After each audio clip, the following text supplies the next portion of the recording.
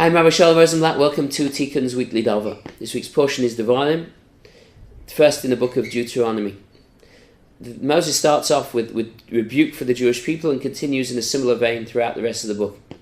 This week's portion he refers to the golden calf and he calls it a dizahav, from gold.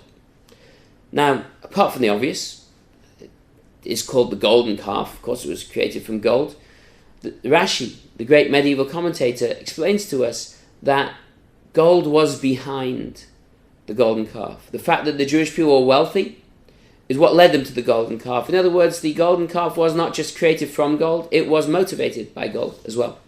And the obvious question is, why would wealth lead to an idol? What's one going to do with the other?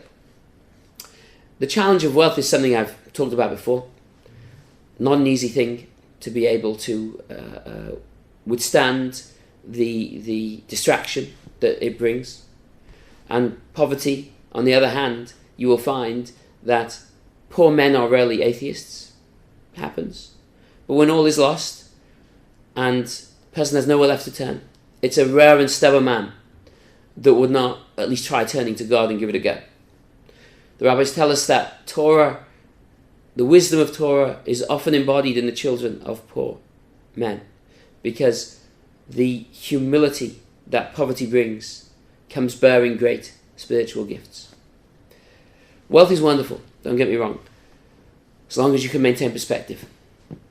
The rabbis tell us, the Torah tells us, that in the future portion, that the Jewish people will come to the land of Israel and be successful and become wealthy, and then they will say, as indeed they did, the strength and the power of my own hands created for me this wealth. It's very easy to lose perspective when you become wealthy.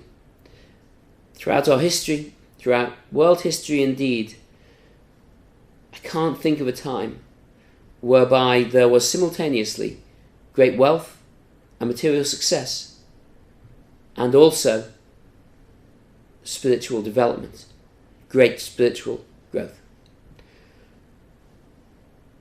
Gold brings with it, in its wake, often golden calves. Because when I have that much money and that much success, I just don't need God anymore in my life. I'm not advocating a life of poverty. It's great to be wealthy. It's a beautiful thing, money. It's nice to be able to have the things that you want in life. If I had the money, I'd go out and buy myself a brand new Mini Cooper. Now, I know maybe I should say a Ferrari or a Maserati, something along those lines, but my dream car is a Mini Cooper. Just always wanted one since I was younger.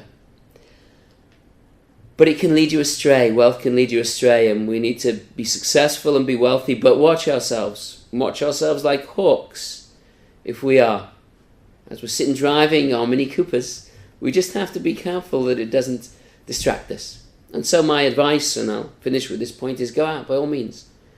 Go and make millions. Go and be successful. But remember that it is the spiritual heights that we're aiming for. And do not allow the wealth that we have, that we attain, to distract us from that which is most important in our lives. Wish you Shabbat Shalom. If you're interested in finding more about Tikkun and the ideas that we talk about, please log on to our website, tikkun with 1k.co.uk. Thank you.